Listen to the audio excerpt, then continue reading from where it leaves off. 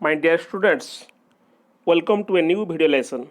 Subject Life Science, topic Nutrition, fourth part. अच्छा पिलामाने आमे जानिछे आम शरीर बा मनीष शरीर अनेक अर्गान सिस्टम बा अंग संस्थान जेपरिक परिपाक संस्थान बा परिपाक तंत्र रक्त संचालन तंत्र बा सर्कुलेटरी सिस्टम रेचन तंत्र इत्यादि इत्यादि अनेक गुड़े सिस्टम अच्छी बा तंत्र अच्छी आज आम आलोचना करवा परिपाक तंत्र बा डाइजेस्टिव सिस्टम विषय रे। अच्छा आम शरीर अनेक अंग अच्छी तुम जानिछ अनेक अंग प्रत्यंग अच्छा समस्ते कौन परिपाक तंत्र बा डाइजेस्टिव सिस्टम कार्य करती बा साहाय्य करती जपरी आखि तार डाइजेस्टिव सिस्टम सहित कौन संपर्क ना तेज आज आम जाना डाइजेस्ट सिस्टम सहित कौ अंग कौ ग्रंथि संपृक्त तेणु आजिकार विषय है मनीषर पाकतंत्र और पाक ग्रंथि digestive system of man and digestive glands. मनीषर पाकतंत्र बा डाइजेस्टिव सिस्टम पिला माने प्रथम कही रखी सिस्टम बा अंग संस्थान अनेक गुड़ी अच्छी से डाइजेस्टिव सिस्टम बा परिपाक तंत्र बा परिपाक संस्थान अन्यतम। तेरे परिपाक संस्थान आमर कौन करे ना परिपाक संस्थान आमर सरलीकृत हो शोषण उपयोगी खाद्य परिणत होगापी साहाय्य करे। आम खाऊा खाद्य को सरलीकृत हो शोषण उपयोगी खाद्य परिणत करने साहाय्य करे एवं ता रक्त में मिसी थाए या हजम बा जीर्ण होगा कही था। तेणु ये हजम होगा बा जीर्ण होगा हूँ परिपाक तंत्र बा डाइजेस्टिव सिस्टम रो काम। तेबे आमर पाकतंत्र क्या नहीं गठित ना पाकतंत्र पाकनली और पाक ग्रंथि को नहीं गठित। पाकनली एवं पाक ग्रंथि डाइजेस्टिव सिस्टम क्या नहीं गठित। पाकनली हूँ एलिमेंटरी कैनाल बा गट पाक ग्रंथि हूँ डाइजेस्टिव ग्लैंड्स। तेबे जीवा आमे पिला माने पाकनली क्या नहीं गठित देख ये तुम आगे स्लाइड थुआई पाकनली बा एलिमेंटरी कैनाल बा ताको आमे गट बोली यार विभिन्न अंश एक है पाटी और मुख Gohar mouth and vocal cavity दुई रे है ग्रसनी और ग्रासनली फेरिंग्स एंड ओएसोफेगस तीन रे है पाकस्थली स्टोमाक चार है क्षुद्रांत स्मॉल इंटेस्टाइन पांच है बृहतंत लार्ज इंटेस्टाइन मूलाशय और मलद्वार आनस रेक्टम एंड आनस एति नहीं आम पाकनली गठित। केते मीटर लंबा ये ना पाटी ठार आरंभ करी मलद्वार पर्यंत पाखापाखि 9 मीटर लंबा। तेबे 9 मीटर लंबा पाकनली आमर कौन कौन काम साहाय्य करे कौटी कौन हुए से सब देखा आम भारी इंटरेस्टिंग विषय पिला माने देख चित्र अच्छी तुम बही पूरा सुंदर चित्रटी अच्छी पाकनली मुह पाख आरंभ कर मलद्वार पर्यंत पाटी मुख गोहर जीभ ग्रसनी देखुच पाटी लेखाई जीभ ग्रसनी तब ग्रासनली स्टोमाक ये स्टोमाक तापरे क्षुद्रांत ये क्षुद्रांत देखुच बृहदंत शेष आसला मलाशय मलद्वार। पिला देख बहुत सुंदर चित्रटी ये चित्र परीक्षा पढ़ा चांस अच्छी तुम उपरको अच्छी फुसफुस तले अच्छी जकृत देखुच ये फुसफुसटा तले अच्छी जकृत पाकस्थली मझे गोटे अंश अच्छी कौन कहुए पिले डायफ्राम बा मध्यछता ठीक अच्छे। बर्तमान डिटेल जीवा पाकनली देख पाकनली पाटी आरंभ हो मलद्वार शेष हो गठन कार्य अनुसार या विभिन्न अंश भाग कराई यथा पाटी मुख गोहर ग्रसनी ग्रासनली पाकस्थली क्षुद्रांत बृहदंत मलाशय मलद्वार। पिला सबुड़ाक मु इंग्लीश पुणी कहूँ पाटी हूँ माउथ मुख गोहर हूँ वोकल कैविटी ग्रसनी है फेरिंग्स ग्रासनल है ओएसोफेगस पाकस्थली है स्टोमाक क्षुद्रांत है स्मॉल इंटेस्टाइन बृहदंत है लार्ज इंटेस्टाइन मलाशय हूँ रेक्टम मलद्वार है आनस एतिक नहीं एलिमेंटरी कैनाल बा गाट गठित। ये गोटे सरू नली कि मोटा हो तो कि सरू हो पाकनली देखा गोटे लंबा ट्यूब परी यार कांथ वर्तुल बा चक्राकारी पेशी चक्राकृति पेशी और लंब भाव विस्तृत अनुदैर्घ्य पेशी द्वारा गठित। ता दुई प्रकार पेशी अच्छी वर्तुल बा चक्राकृति पेशी विस्तृत बा अनुदैर्घ्य पेशी द्वारा गठित। यही दुई पेशीर संकोचन शिथिलन फल खाद्य ग्रसनी मलद्वार पर्यटन जाए। पाकनल यही चलन को पुरसरण प्रक्रिया बा पेरिस्टालसिस मूवमेंट कहुए। कौन सेटा कहीं पेरिस्टालसिस मूवमेंट आम दरकार आम तो खाईदेबू खाईदे खाद्यटा आराम से चलीज ये पेरिस्टालसिस मूवमेंट कौन दरकार पे गोटे कथा कहि जदि आम बड़ पाइप हो छोट जिन पूरा जीव कौन हम से माध्याकर्षण बलर प्रभाव में सुंदर भाव ऊपर तौक पलैज किंतु आम एलिमेंट्री केनाल बा पाकनलीटी इमिदी तैयारी भगवान विचित्र सृष्टि सी सरू नलीटीए किंतु बहुत बड़ जिनस बहुत बड़ खंड खंड खाद्य खंड को ता भितर नहीं पारे केमती ना सी पेरिस्टालसिस मूवमेंट ये स्वतंत्र तार मेकानिजम अच्छी ये स्वतंत्र मेकानिजम फल से सुंदर भाव में संकोचन और शिथिलन घटी देख संकोचन और शिथिलन घटी ये दुई पेशी संकोचन और शिथिलन घटी से खाद्यटी को आराम से नहीं पारे। यार उपकार कौन पिला माने आमे जदि आम जदि से ट्यूबटा बड़ होता खाद्य खंड गुड़िक छोट होता तेज आम ठिया अवस्था खाईदे ता तौक पड़ जाता किंतु आम जब शोक खाइबू कि उल्टा भाव में रम मुंड तौक रही गोड़ उपरक रही तथापि आम जब खाइबू चोबईकी गलू तो से उपरक जीवन ना आम मुंडा तौक थो गोड़ उपरक थो आम देह भी उपरक थो आम चोबईक खाइबू और गलीदेबू से खाद्य उपरक जीवन ना जीव निश्चित भाव में कौन जीव ना तार ये पुरस्रण बा पेरिस्टालसिस मूवमेंट फल से उपरक चलीज स्वतंत्र मेकानिजम अच्छी संकोचन हम शिथिलन हम से ये पाकनलीटी सरू एवं तार स्वतंत्र एक प्रक्रिया अच्छी पुरस्रण बा पेरिस्टालसिस मूवमेंट ये पाटी ठार आरंभ करी मलद्वार पर्यटन चली थाए तेणु खाद्य कौटी अटक ना केते सुंदर स्मॉल इंटेस्टाइन एत सरू नली होती से चल जापर। ठीक अच्छे पे नेक्स्ट जी आम देख सुंदर चित्रटीए ये सब कथा अच्छी आमर पाटी पाटे कौन कौन अच्छी लिखाई आसला ऐसोभेगस ग्रास नली ग्रसनी फेरिंग्स डिटेल जी आम स्टोमाक देखुच स्मॉल इंटेस्टाइन ये गोड़े तोड़े ही रही स्मॉल इंटेस्टाइन लार्ज इंटेस्टाइन यहाँ एवं लास्ट हूँ आनास मलद्वार देख ये अच्छी आरंभ कौटी पाटी रे शेष कौटी मलद्वार रे यही भाव में आम पाकनलीटी सुंदर भाव में गठन हो देख प्रत्येक अंश को सी अलग अलग कर दी चित्र में माउथ ये salivary gland small intestine large intestine सब देखी आम ये चित्र को पुणी आसा पे लक्ष्य कर भल कि ये जकृत बा लिभर अच्छी जकृत इंग्लीश कौन रे लिभर अच्छी गाल ब्लाडर अच्छी पेनक्रियस बा अग्नाशय ताई देखा देइछि यही सब कार्य आमर पाकनली पाकतंत्र एवं परिपाक साहाय्य करता है यही सब अंग प्रत्यंग जोड़ा। नेक्स्ट जी आम पाटी बा मुख गहर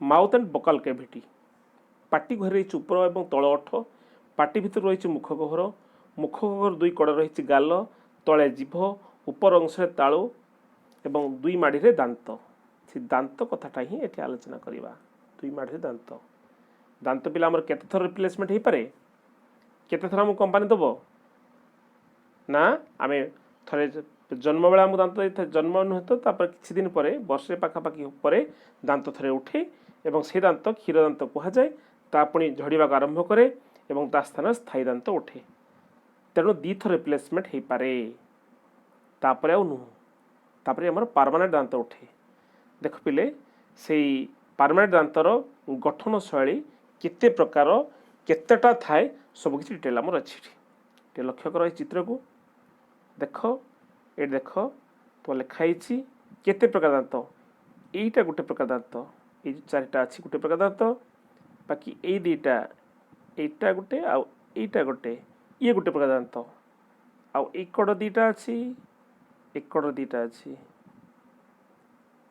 ये गोटे प्रकार दांत एवं एक कड़ तीन टा एपट तीन टा ये गोटे प्रकार दांत ये भाव में प्रत्येक माढ़ी उपर हो तल हो 16टी दांत अच्छी ଉପର ମାଡ଼ିରେ 16ଟି, ତଳ ମାଡ଼ିରେ 16ଟି ଏବଂ यार ये 4 भाग विभक्त। गोटे है कर्तन, स्वान, चर्बण, पेषण, इनसिजर, कानाइन, प्रीमोलार, मोलार। इनसिजर, कानाइन, प्रीमोलार, मोलार ये भाव में 4 प्रकार दांत आमर अच्छी। ठीक अच्छे पिला पूर्व स्लाइड को जाऊँगी। देख ये अच्छी प्रति माढ़ी 4टी कर्तन दांत बा इनसिजर, 2टी छेदक बा स्वान दांत, 4टी चर्बण दांत एवं 6टी पेषण दांत रही। ये सबू दांत गुड़ाक नहीं आम खाद्य चुबई पारू। एमती नथिले आम कौन खाद्य चुबई पारिथांतु, गली दिखाँ। गली देले कौन हम आम खाद्य ठीक भाव में चर्बित चर्बण मान मंडरे परिणत हो पार ना, जहाँफल कि आम डाइजेसन परिपाक विभिन्न असुविधा हम। नेक्स्ट होची आम पाटी बा मुख घरे दांत अच्छी और जीभ अच्छी। जीभर काम कौन?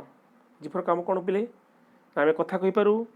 आ गोटे काम कौन ना सी खाद्य को स्वादु बारी पारे। आ गोटे काम कौन ना खाद्य को दांत निकट में पहुँचे पारे। 3टी काम ताले जीभ कथा कहबार साहाय्य करे, स्वादु बारिबार साहाय्य करे एवं खाद्य को दांत निकट में पहुँचाइबे साहाय्य करे। खट्टा, मिठा, पिता, लुणिया स्वादु बारिया पे जीभर 3 प्रकार स्वाद मुकुल रही। 3 प्रकार वेरी इंपोर्टेंट। यही गोटे गोटे वाक्य क्वेश्चन पड़ जाए। नेक्स्ट जीवा आम दांत चित्र देख केमती ऊपर तल, ऊपर माढ़ी और तल माढ़ी, मोलार, प्रीमोलार, कानाइन, इनसिजर अच्छी। तापर आम जीवा कौटी की ग्रसनी और ग्रासनाली। भारी इंपोर्टेंट जिनस। ग्रसनी कौन, ग्रासनाली कौन? ग्रसनी इंग्लिश कौन पिले? फेरिंग्स। ग्रासनाली है ऑइसोफेगस। देख ग्रसनी कौन ना नासापथ और मुखघर मिसी ग्रसनी तैयारी होती। यह उभय खाद्य और वायु जावाई एक साधारण पथ। तार छक जगह ये छक जगार पाटी बाट अच्छी, नाकरू बाट अच्छी एवं एठू श्वासनली पाखे गोटे द्वार अच्छी और खाद्यनली पाखे द्वार अच्छी। अर्थात फुसफुस को श्वासनली, स्टोमाक को जाइए पाकस्थल होती खाद्यनली। तेणु कही यार शेष मुंडे रही 2टी द्वार। गोटे द्वार खोली श्वासनली भितर को, अन्यटी खोली खाद्यनली भितर को। खाद्यनली द्वार को गालेट कह जाए, वेरी इंपोर्टेंट। श्वासनली द्वार को ग्लोटिस कह जाए।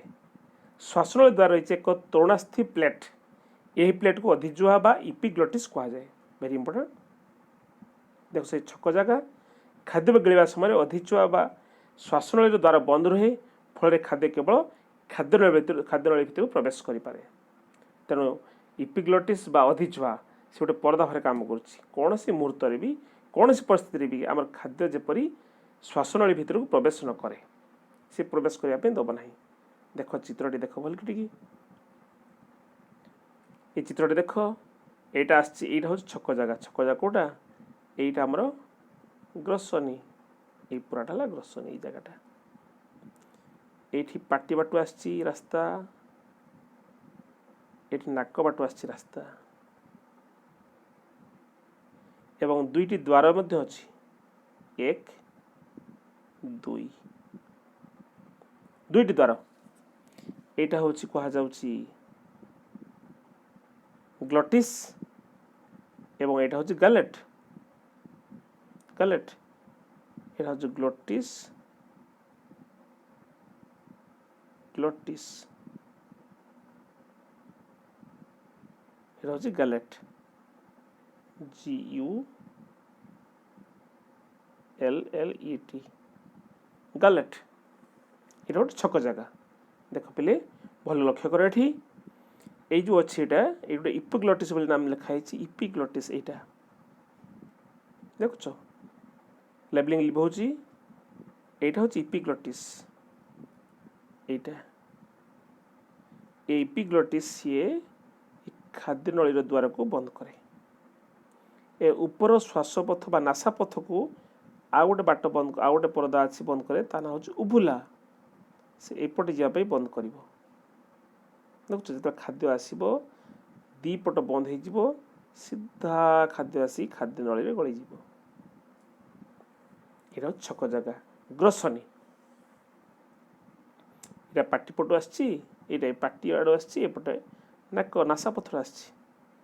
ତେଣୁ କୌଣସି କାରଣ ଯଦି ଖାଦ୍ୟ ଗାଳିଲା ବେଳେ କୌଣସି କାରଣ ଯଦି କିଛି ଗୋଟେ ମାନେ ଅସୁବିଧା ସୃଷ୍ଟି ହେଲା ଏବଂ ଖାଦ୍ୟନଳରେ ନ ଯାଇ ଉପରକୁ ଯିବା ପାଇଁ ଚେଷ୍ଟା କଲା, ସେତେବେଳେ ତାକୁ କିଏ ଅଟକେଇବ? ଏଇ ଉଭୁଲା।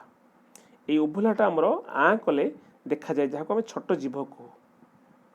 ତେଣୁ କୌଣସି ପରିସ୍ଥିତିରେ ବି ସେ ଉପରକୁ ଯିବ ନାହିଁ ଖାଦ୍ୟ, କିମ୍ବା ତଳକୁ ଯିବ ନାହିଁ, ସିଧା ଖାଦ୍ୟ ଆସିବ, ଖାଦ୍ୟନଳୀ ବାଟେ ପ୍ରବେଶ କରିବ। ତେଣୁ ଇପିଗ୍ଲୋଟିସ୍ର କାମ କ'ଣ?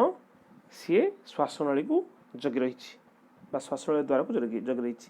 ଏବଂ ଶ୍ୱାସନଳୀ ପରେ ଏଠି ଗୋଟେ ସ୍ୱର ପେଟିକା ଅଛି, ତାକୁ ଲେରିଙ୍ଗ୍ସ କୁହାହେଉଛି। ଲେରିଙ୍ଗ୍ସ ପରେ ଟ୍ରାକିଆ, ସେ ସିଧା ଫୁସ୍ଫୁସ୍ ଯାଇଛି। ଏବଂ ଏଇ ଖାଦ୍ୟନଳୀ ଐଶୋବ୍ୟକ ଯାହା କୁହାହେଉଛି, ସେ ସିଧା ଷ୍ଟମାକକୁ ଯାଇଛି। ପିଲେ ବୁଝିଲ, ଏଇଟା ହେଉଛି ଗ୍ରୋସନି। ନେକ୍ସଟ ପୂର୍ବ ସ୍ଲାଇଡ୍କୁ ପୁଣି ଫେରିଯିବା। ଏଠି ଗୋଟେ ଅଛି ଗ୍ରାସନଳୀ ବେକ ମଧ୍ୟ ଦେଇ ତଳ ଆଡ଼କୁ ଗତି କରିଛି। ଗ୍ରାସନଳୀଟା ବା ଐଶୋଭେଗସ୍ ଏହା ମଧ୍ୟଚ୍ଛଦାକୁ ଭେଦ କରି ପାକସ୍ଥଳୀରେ ଖୋଲିଛି। ତେଣୁ ବର୍ତ୍ତମାନ ଆମେ ନେକ୍ସଟ ଯିବା ପାକସ୍ଥଳୀ। ପାକସ୍ଥଳୀ ବା ଷ୍ଟମାକ୍। ଉଦର ଗହ୍ୱର ବାମ ପଟେ ପାକସ୍ଥଳୀ ରହିଛି। ଉଦର ଗହ୍ୱର ମାନେ କ'ଣ ରେ ପିଲେ? ଉଦର ଗହ୍ୱର ହେଉଛି ଆମର ସେ ପାକସ୍ଥଳୀ କ୍ଷୁଦ୍ରାନ୍ତ ବୃହତ୍ତନ୍ତ୍ର ଥିବା ସ୍ଥାନଟି କୁହାହେଉଛି ଉଦର ଗହ୍ୱର। ସେଇ ଗହ୍ୱର ଭିତରେ ଏତିକି ଜିନିଷ ଥାଏ, ସେଟା ଉଦର ଗହ୍ୱର, ବା ତାକୁ ଆମେ ସାଧାରଣ ଭାଷାରେ ପେଟ କହୁ, ବା ଇଂଲିଶ ତାକୁ ଆବଡୋମେନ୍ କ୍ୟାଭିଟି କୁହାଯାଏ। ତେଣୁ এই ଉଦର ଗହ୍ୱର ବାମ ପଟେ ପାକସ୍ଥଳୀ ରହିଛି। ଏହାର ଉପଭାଗ ଚଉଡ଼ା ଏବଂ ତଳ ଅଂଶ କମ୍ ଓସାରିଆ। ଉପର ଅଂଶ ହୃତ୍ପିଣ୍ଡରେ ଥିବାରୁ ଏ ଭାଗକୁ କାର୍ଡ଼ିଆକ୍ ଷ୍ଟମାକ୍ ଏବଂ ତଳ ଭାଗକୁ ପାଇଲୋରିକ୍ ଷ୍ଟମାକ୍ କୁହାଯାଏ। ପାଇଲୋରିକ୍ ଷ୍ଟମାକ୍ ଶେଷରେ ଥିବା ମୁଦ୍ରିକା ଆକାର ମାଂସପେଶୀ ବା ଅବରୋଧକୁ ପାଇଲୋରିକ୍ ସ୍ପିଣ୍ଟର କୁହାଯାଏ। ଏହାର ସଂକୋଚନ ଓ ଉନ୍ମୋଚନ ଫଳରେ ପାକସ୍ଥଳୀରୁ ଅର୍ଦ୍ଧଜୀର୍ଣ୍ଣ ଖାଦ୍ୟ ଅଳ୍ପ ଅଳ୍ପ ପରିମାଣରେ କ୍ଷୁଦ୍ରାନ୍ତ ମଧ୍ୟକୁ ପ୍ରବେଶ କରେ। ପାଇଲୋରିକ୍ ସ୍ପିଣ୍ଟର, ଏ ଗୋଟେ ବଢ଼ିଆ କଥା କହିବି ପିଲେ। এই ପାଇଲୋରିକ୍ ସ୍ପିଣ୍ଟର କେବଳ ତଳ ଭାଗରେ ନଥାଏ, ଉପର ଭାଗରେ ବି ଗୋଟେ ଥାଏ। ଏଠି ଦେଖ, ସ୍ଲାଇଡ୍ ଦେଖ, ଏଇଟା ହେଉଛି ପାଇଲୋରିକ୍ ସ୍ପିଣ୍ଟର। ଏଠି ଗୋଟେ ଅଛି ଏବଂ ଉପର ମାଧ୍ୟମରେ ମଧ୍ୟ ଗୋଟେ ଅଛି। ୟା ଫଳରେ କ'ଣ ହୁଏ ନା, ପାକସ୍ଥଳୀରେ ଥରେ ଖାଦ୍ୟ ଗଳିଲା ପରେ ସେ ଉପରକୁ ଆସିବନି ଏବଂ ଅତି ସହଜରେ ତଳକୁ ମଧ୍ୟ ଯିବ ନାହିଁ। ଏ ମୁଦ୍ରିକା ସଦୃଶ ମାଂସପେଶୀ, ମୁଦ୍ରିକା ସଦୃଶ ମାଂସପେଶୀ ଗୋଟେ ଅବରୋଧ ଥାଏ ସେଠି, ଦେଖୁଛ ଏଇଭଳିଆ। ଆଉ ଥରେ ଚିତ୍ରଟି କରୁଛି।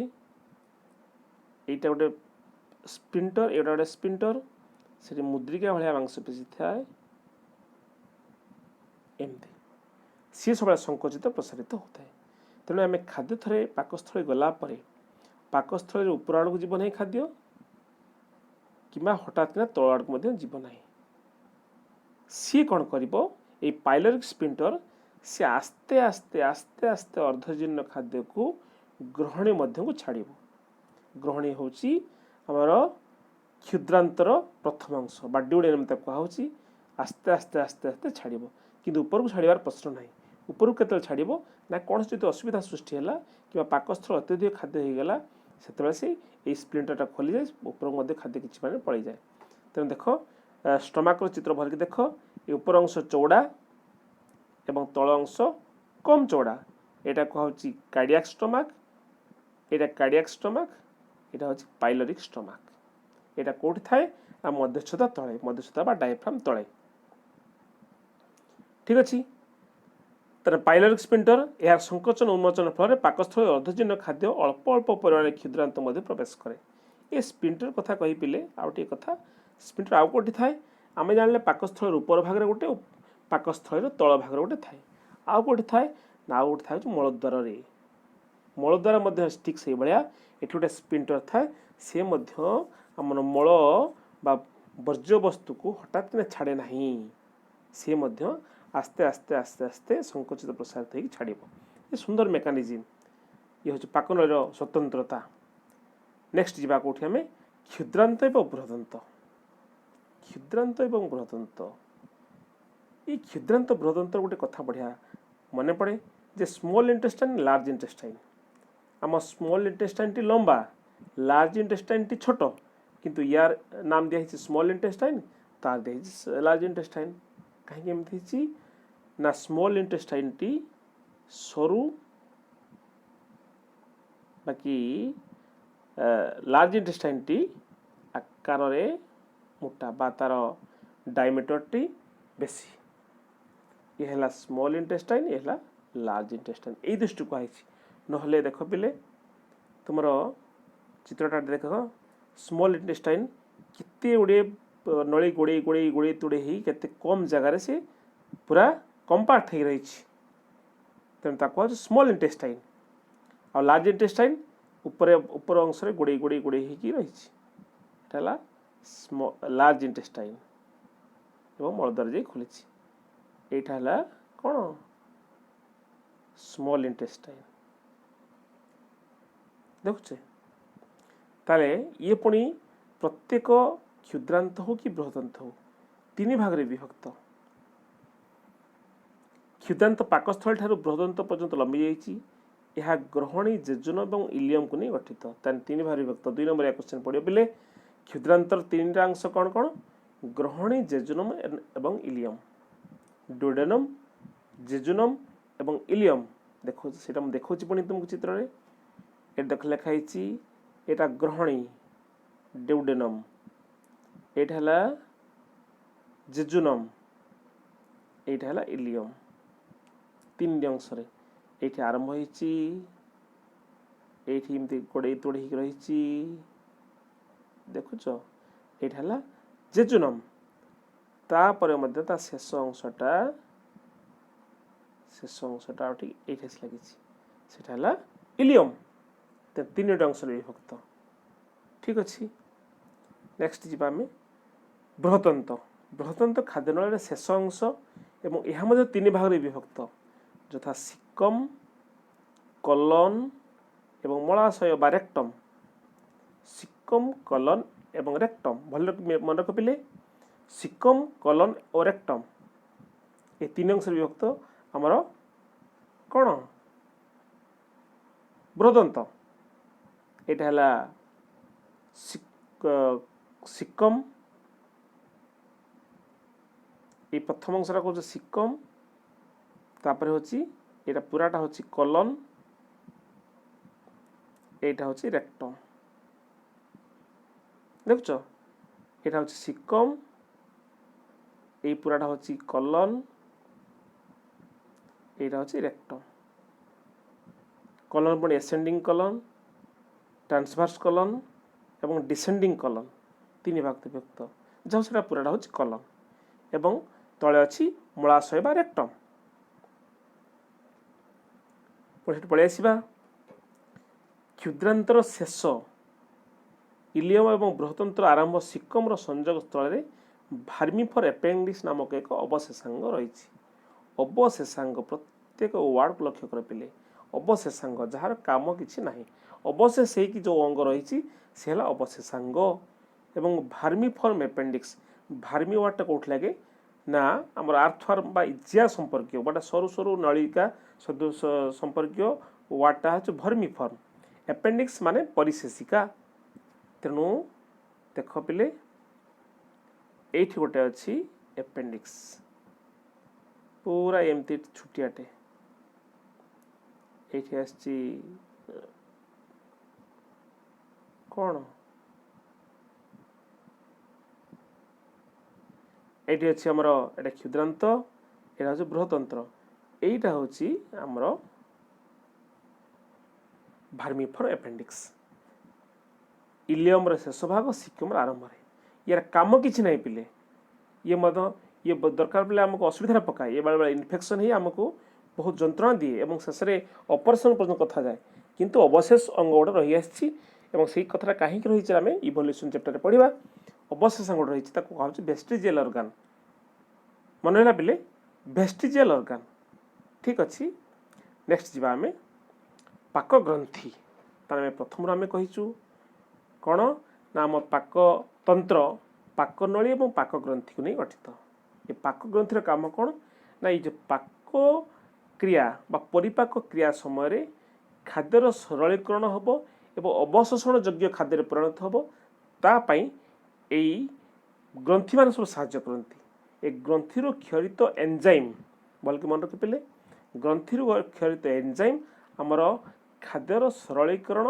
हबारे साहाय्य करती ताना पाक ग्रंथि सब किए किए बा डाइजेस्टिव ग्लैंड्स किए किए सब ना प्रथम है सालिभारी ग्लैंड बा लाल ग्रंथि द्वितीय है गैस्ट्रिक ग्लैंड बा जठर ग्रंथि तृतीय है लिभर बा कह यकृत चतुर्थ है पैनक्रियाज बा अग्नाशय पांच है इंटेस्टाइनल ग्लैंड बा आंतरिक ग्रंथि आउे कौच पिले एक लाल ग्रंथि जठर ग्रंथि यकृत अग्नाशय एवं आंतरिक ग्रंथि माने सब ये ग्रंथि गुड़िक सब एंजाइम प्रदान करने फल आमर खाद्यर सरलीकरण साहाय्य बा सहज हुए देखा कौ ग्रंथि कौटी अवस्थित एवं एमाने कौ कौ एंजाइम क्षरण करती सुंदर कथा पिले देख पाक ग्रंथि अच्छी खाद्य को सरलीकृत करने पाकनली मध्य अनेक गुड़िए पाक ग्रंथि रही यथा लाल ग्रंथि एवं जठर ग्रंथि लाल ग्रंथि कौटी थाए पिले ना से हूँ सालिभारी ग्लैंड मुख गहर तीन जोड़ा लाल ग्रंथि रही एथिरु लाल क्षरित हुए लाल टाइलिन नामक एक एंजाइम रही यह श्वेतसार जातीय खाद्य को हजम कराए देख पिले लाल ग्रंथि विषय डिटेल लाल ग्रंथि तीन जोड़ा प्रथम जोड़ा हूँ कह पारोटिड ग्लैंड द्वितीय जोड़ा कह सब मैंडिबुलर ग्लैंड और तृतीय जोड़ा कह सबलिंगुअल ग्लैंड ये एक जोड़ा ये एक जोड़ा ये एक जोड़ा टोटाल है केते तीन जोड़ा एवं तार अवस्थित देख कौटी से था देखो यहाँ हूँ पारोटिड ग्लैंड सी पाठीर बा मुखघर पछ भाग से क्षरण होता है से गोटे नलिका सदृश थाए डाक्ट बा नली थी मान कहुए बहिस्रावी ग्रंथि एम सब एंजाइम क्षरण करती देखो पारोटिड ग्लैंड एवं जो सबमैंडिबुलर एवं सबलिंगुअल एमाने सबमैंडिबुलर एवं सबलिंगुअल एमाने जीभ तले तांकर क्षरण द्वारा उन्मुक्त होता है जीभ तले यहीटा पार्टीर बा मुखघर पछपटू केटा पारोटिड ग्लैंड एवं सबमैंडिबुलर एवं सबलिंगुअल ग्लैंड तलू थाए एवं एमाने समस्ते लाल क्षरण करती लालर काम कौन ना लाल पाक मंड सहित मिसी खाद्य को पिछड़ कर साहाय्य करे एवं आउ सबुठ गोटे बड़ काम है ये लाल थाए एंजाइम टाइलिन नामक एंजाइम एबे ता कहा सालिभारी एमालेज कहुँ ए टाइलिन नामक एंजाइम बा सालिभारी एमालेज सी कौन करे शर्करा जातीय खाद्य रे थिबा जटिल शर्करा को सरल दिशर्करा परिणत करे बा माल्टोज रे परिणत करे मंडद को माल्टोज रे परिणत करे दिशर्करा से आमको चूड़ा बुठिए प्रथम चुबेले मीठा लगे ना कि किसी समय पर मीठा लगे ठीक अच्छे ये गला लाल ग्रंथि कथा गला नेक्स्ट आम पूर्व स्लाइड पुणी फेरीसले जठर ग्रंथि ये जठर वार्डटा कौटू आसरे गैस्ट्रिक ग्लैंड बा पेट को साधारणतः कहुए आम आयुर्वेदिक भाषा आमर कहुए जठर बोली आम विज्ञान में पेट कहले कौटा आम बुझुचु आम पाकस्थलीटा बुझुचु तेणु पाकस्थल जो ग्रंथि मान कहुए जठर ग्रंथि ए कौन सब क्षरण हुए एथिर पाचक रस क्षरण हुए एवं पाचक रस कौन कौन थाए ना लवणाम्ल सहित पेप्सिन एवं लाइपेज एंजाइम थाए देखु पिले लवणाम्ल HCl ये पूरा बहुत गाढ़ अम्ल सबल अम्ल सी पाचक रस अच्छी पेप्सिन एवं लाइपेज ये एंजाइम गुड़िक पाचक रस था जहाँकि आम खाद्य हजम कर साहाय्य करती पेप्सिन कौन करे पुष्टिसार जात खाद्य को हजम कर साहाय्य करे लाइपेज हूँ स्नेहसार जात खाद्य हजम कर साहाय्य करे और ये लवणाम्ल थिबा जो पेप्सिन एंजाइम टी सक्रिय हुए एवं तार पूर्व रूप प्रो एंजाइम पेप्सिनोजेन आकार से क्षरित हुए एवं लवणाम्ल संस्पर्श आसिक से पेप्सिन परिणत हुए नेक्स्ट ग्रंथि जी आम पिले जठर ग्रंथि विषय डिटेल अच्छी देख जठर ग्रंथि यहाँ पाकस्थलीर एक क्रॉस सेक्शन बा प्रस्थच्छेद को ये अंशटा यहाँ देखी दिखाई आमर पाकस्थल कांथरे विभिन्न सब कणा कणा अच्छी ଅତି କ୍ଷୁଦ୍ର ଛିଦ୍ର ଏବଂ କ୍ଷୁଦ୍ର ଛିଦ୍ରଟା ତାର ନଳୀ ତାର ବେସ୍ ଯାହାର ଭିତରକୁ ଯାଇଛି ଦେଖ ସେଇଠି ପିଲେ ଅଛି ବିଭିନ୍ନ ପ୍ରକାର କ'ଣ ଅଛି ସବୁ ସେଲ୍ ଅଛି। ଏଠି ଟିକେ ଲକ୍ଷ୍ୟ କର ପିଲେ এটা হচ্ছে মিউকাস সেল লেখা হয়েছি, এটা হচ্ছে চিপ সেল, এটা হচ্ছে পেরিয়েটাল সেল তরক তরক সব আছে সে কণার সব তরক তরক আছে। মিউকাস সেলু মিউকাস ক্ষরিত হুଏ ଯାହାକି ଆମ ପାକସ୍ଥଳୀ କାନ୍ଥକୁ ରକ୍ଷା କରେ। ଚିପ୍ ସେଲ୍ରୁ କ୍ଷରିତ ହୁଏ ପେପ୍ସିନ୍ ଏବଂ ପେରିଏଟାଲ୍ ସେଲ୍ରୁ କ୍ଷରିତ ହୁଏ କ'ଣ ଲବଣାମ୍ଳ। ମନେ ରଖ ପିଲେ ଏମାନେ ମଧ୍ୟ ଏଟାକୁ ତାକୁ ବଡ଼ କରି ଦେଖି ଦିଆହେଇଛି ଏଟାକୁ ସେ କଣାଟି କେମିତି ଥାଏ ଏଇ କଣା ସବୁ କ୍ଷରିତ ହୁଏ। ତେଣୁ ପାକସ୍ଥଳୀ କାନ୍ଥରେ ଏହିସବୁ ଗ୍ରନ୍ଥି ଥାଏ ଯାହାକୁ କୁହାଯାଏ ଜଠର ଗ୍ରନ୍ଥି। ଏମାନେ ଖାଦ୍ୟ ହଜମ ପାଇଁ ସାହାଯ୍ୟ କରନ୍ତି। ମୁଁ କହିଛି ତୁମକୁ ଲବଣାମ୍ଳର କାମ କ'ଣ ଏବଂ ଚିପ୍ ସେଲ୍ ପେପ୍ସିନ୍ ଚିପ୍ ସେଲ୍ରୁ କ୍ଷରିତ ହୁଏ ଏବଂ ଲାଇପେଜ୍ କ୍ଷରିତ ହୁଏ ଏବଂ ପେରିଏଟାଲ୍ ସେଲ୍ ଲବଣାମ୍ଳ କ୍ଷରିତ ହୁଏ। ଏମାନେ ସମସ୍ତେ ଖାଦ୍ୟ ହଜମ କ୍ରିୟାରେ ସାହାଯ୍ୟ କରନ୍ତି। ନେକ୍ସଟ ଯିବା ପିଲେ କ'ଣ ଯକୃତ। ଯକୃତ ହେଉଛି ମଣିଷରେ ଥିବା ଗ୍ରନ୍ଥି ମଧ୍ୟରେ ସର୍ବବୃହତ୍ largest gland of the body କିଏ ଲିଭର ବା ଯକୃତ। ଖାଦ୍ୟନଳୀ ବାହାରେ ରହିଛି ଏଥିରୁ କ୍ଷରିତ ପିତ୍ତ ନଳୀ ଦ୍ୱାରା ଗ୍ରହଣୀ ମଧ୍ୟକୁ ପ୍ରବେଶ କରେ। ଠିକ୍ ଅଛି ପିଲା ସ୍ଲାଇଡ୍ ଦେଖ ଆଗେ ଦେଖୁଛ ଏଇ ବଡ଼ଟା ହେଲା largest gland of the body ଯକୃତ ବା ତାକୁ କୁହାଯାଉଛି ଲିଭର। ସିଏ ଗୋଟେ ନଳୀ ଦ୍ୱାରା ଗ୍ରହଣୀ ମଧ୍ୟକୁ ତାର ପିତ୍ତ ରସ କ୍ଷରଣ କରିଥାଏ। ଏଠି ଗୋଟେ ପିତ୍ତ କୋଷ ମଧ୍ୟ ଅଛି ଦେଖ ଏଠି ତାକୁ କୁହାଯାଉଛି ଗାଲ୍ ବ୍ଲାଡର। ଦେଖୁଛ ଏ ଯକୃତରୁ ପିତ୍ତ ରସ ବାହାରି ଗ୍ରହଣୀ ମଧ୍ୟକୁ ପ୍ରବେଶ କରେ ଏବଂ ଏ ପିତ୍ତ ରସ କ'ଣ କରେ ଆମେ ତାକୁ ପରେ ପଢ଼ିବା ପୁଣି ଯେ ସ୍ନେହସାର ଜାତୀୟ ଖାଦ୍ୟର ଅବଦ୍ରବୀକରଣ କରାଏ। ଦେଖୁଛୁ ପିଲେ ଯକୃତ ଇଏ ବହୁତ ଗୁରୁତ୍ୱପୂର୍ଣ୍ଣ ଗ୍ରନ୍ଥି ଆମ ଶରୀରର। ତାପରେ ଦେଖିବା ପିଲେ କ'ଣ ଅଛି ନା ଅଗ୍ନାଶୟ। ଏହା ଏକ ମିଶ୍ରିତ ଗ୍ରନ୍ଥି ବା ପେନକ୍ରିଅଜ୍ ତାକୁ କୁହାଯାଉଛି ପେନକ୍ରିଅଜ୍ ମିକ୍ସଡ ଗ୍ଲାଣ୍ଡ କାରଣ ଏଥିରେ ଉଭୟ ଏନଜାଇମ୍ ଏବଂ ହରମୋନ୍ କ୍ଷରିତ ହୁଏ। ସେ ପାଇଁ ଏହାର ହେଉଛି ମିକ୍ସଡ ଗ୍ରନ୍ଥି ବା ମିଶ୍ରିତ ଗ୍ରନ୍ଥି। ଏହା ମଧ୍ୟ ଖାଦ୍ୟନଳୀ ବାହାରେ ଥାଏ। ଅଗ୍ନାଶୟ ରସରେ କ'ଣ ଥାଏ ପେନକ୍ରିଅଟିକ୍ ଜୁସ୍। ଅଗ୍ନାଶୟ ରସରେ ଆମାଇଲେଜ୍ ଲାଇପେଜ୍ ଏବଂ ପ୍ରୋଟିଏଜ୍ ପରି ଖାଦ୍ୟ ହଜମକାରୀ ଏନଜାଇମ୍ ରହିଛନ୍ତି।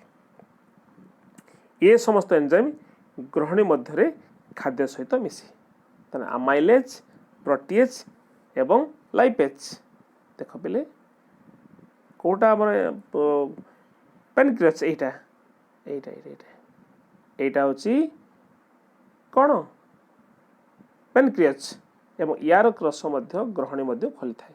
ଏଠି କ'ଣ ଥାଏ ତାହେଲେ ପ୍ରୋଟିଏଜ୍ ଆମାଇଲେଜ୍ ଓ ଲାଇପେଜ୍ ନାମକ ଏନଜାଇମ୍ ଏଥିରେ ଥାଏ। ଦେଖୁଛ ଏଇଟା ହେଉଛି ପାକସ୍ଥଳୀ ଏଇଟା ହେଉଛି ଗ୍ରହଣୀ ବା ଡ୍ୟୁଡେନମ୍। ଏଥି ମଧ୍ୟ ଏଇ ଗ୍ରହଣୀରେ ଆସି ଅଗ୍ନାଶୟ ରସ ମିଶେ ଏବଂ ଯକୃତ ରସ ମଧ୍ୟ ଆସି ମିଶେ। ଦେଖୁଛ ପିଲେ ତେଣୁ ଏଇଠାରେ ହିଁ ଆମର ଦୁଇ ପ୍ରକାର ଗ୍ରନ୍ଥିର ରସ ଆସି ମିଶିବା ଯୋଗୁଁ ଖାଦ୍ୟ ହଜମ ଅତି ସୁଗମ ହୋଇଥାଏ।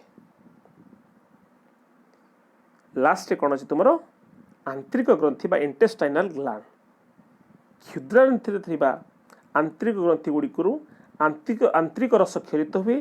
ଏହି ରସରେ ଥିବା ବିଭିନ୍ନ ପ୍ରକାର ଏନଜାଇମ୍ ହଜମ କ୍ରିୟା ଶେଷ କରନ୍ତି। ଆନ୍ତରିକ ଗ୍ରନ୍ଥି ବା ଇଣ୍ଟେଷ୍ଟାଇନାଲ ଗ୍ଲାଣ୍ଡ ବା କ୍ଷୁଦ୍ରାନ୍ତରେ ଯେଉଁ ଗ୍ରନ୍ଥି ଗୁଡ଼ିକ ଥାଏ ସେମାନେ ମଧ୍ୟ ଖାଦ୍ୟ ହଜମରେ ସାହାଯ୍ୟ କରନ୍ତି ଏବଂ ଏଇଠାରେ ହିଁ ଖାଦ୍ୟ ହଜମର ପ୍ରକ୍ରିୟା ଶେଷ ହୁଏ। ଯାହା ଅବଶିଷ୍ଟ ରହିଥାଏ ଏଥିରେ ଶେଷ ହୁଏ। ସେଥିରେ ମଧ୍ୟ ତେଣୁ ଏଇ ଆନ୍ତରିକ ଗ୍ରନ୍ଥିରୁ କ୍ଷରିତ ହୁଏ କ'ଣ ନା ସେ ଲାଇପେଜ୍ ଆମାଇଲେଜ୍ ଓ ପ୍ରୋଟିଏଜ୍ ଏମାନେ ମଧ୍ୟ ଏଇଥିରୁ କ୍ଷରିତ ହୁଅନ୍ତି। ତେଣୁ ଆନ୍ତରିକ ଗ୍ରନ୍ଥି ବା ଇଣ୍ଟେଷ୍ଟାଇନାଲ ଗ୍ଲାଣ୍ଡ କ'ଣ ହୁଏ ଆନ୍ତରିକ ରସ କ୍ଷରିତ ହୁଏ। ଆନ୍ତରିକ ରସରେ ଏଇସବୁ ଏନଜାଇମ୍ ଥାନ୍ତି ଏବଂ ଏନଜାଇମ୍ ଦ୍ୱାରା ହଜମ କ୍ରିୟା ଏଇଠାରେ ଶେଷ ହୁଏ। ଠିକ୍ ଅଛି ପିଲେ ତେଣୁ ଆନ୍ତରିକ ଗ୍ରନ୍ଥି ଦେଖିଲେ ଅଗ୍ନାଶୟ ଦେଖିଲେ ଯକୃତ ଦେଖିଲେ ଭଲ ଲକ୍ଷ୍ୟ କର ଏସବୁ ଗ୍ରନ୍ଥି ଗୁଡ଼ିକ ଆମ ପାଇଁ କେତେ ଗୁରୁତ୍ୱପୂର୍ଣ୍ଣ ଆମ ଶରୀର ପାଇଁ ଆମର ଖାଦ୍ୟ ହଜମ କରିବା ପାଇଁ। ତେଣୁ ଇଏ ଗଲା ପରିପାକ ବା ଡାଇଜେଷ୍ଟିଭ୍ ସିଷ୍ଟମ୍ ଏବଂ ତା'ର सहित संपृक्त अंग प्रत्यंग। ठीक अच्छे पिले आज लेसन को आम ये शेष करवा। या आम प्रश्न कौन कौन प्रश्न आज तुमको दिज्व आज प्रश्न है आमर डाइजेस्टिव सिस्टम बा परिपाक तंत्र सहित संपृक्त अंग गुड़िक नाम लेख। प्रथम प्रश्न। द्वितीय प्रश्न है परिपाक तंत्र सहित संपृक्त ग्रंथि गुड़िक नाम लेख। द्वितीय प्रश्न गला। तृतीय प्रश्न है परिपाक क्रिया रे पाकस्थली भूमिका वर्णना कर।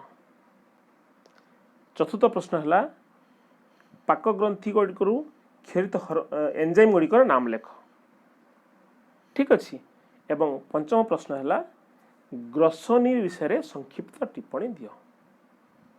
ठीक अच्छे पिले यही सब प्रश्न तुम लिख। तेणु आज लेसन 8 शेष। समस्त को बहुत बहुत बहुत बहुत धन्यवाद।